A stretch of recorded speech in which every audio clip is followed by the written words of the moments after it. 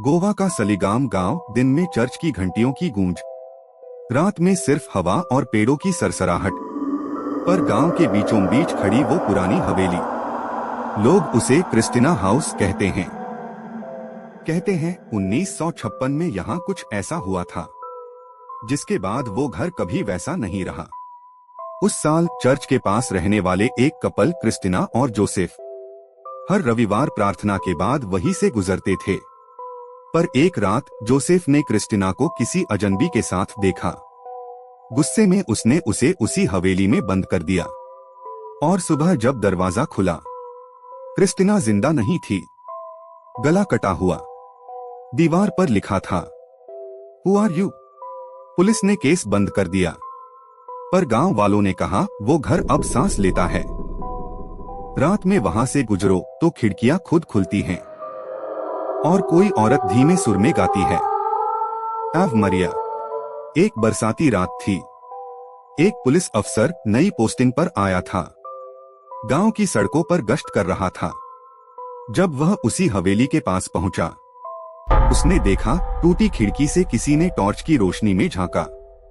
वो करीब गया और सामने थी एक औरत, सफेद गाउन में, गले पर गहरे कट के निशान, बाल जमीन पर घिसटते हुए। वो धीमी आवाज में बोली, "Who are you?" टॉर्च झपकी और बंद हो गई। चारों तरफ सिर्फ पानी टपकने की आवाज।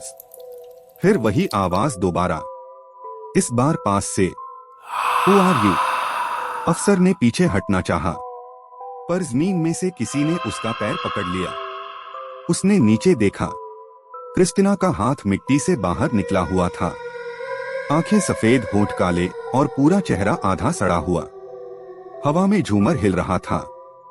कमरे में कांच टूटे और दरवाजा अपने आप बंद हो गया। अंधेरे में वो औरत करीब आई। उसकी सांस उसके कान से लगी और फुसफुसाई, "तुम मेरे घर में कौन हो?" फिर सब कुछ शांत हो गया। अगली सुबह अफसर की टॉर्च और टोपी हवेली के दरवाजे पर मिली। उसके बाद कोई उसे कभी नहीं देख पाया, पर हवेली की दीवार पर किसी ने ताजा खून से लिखा था, "वेलकम होम क्रिस्टीना।"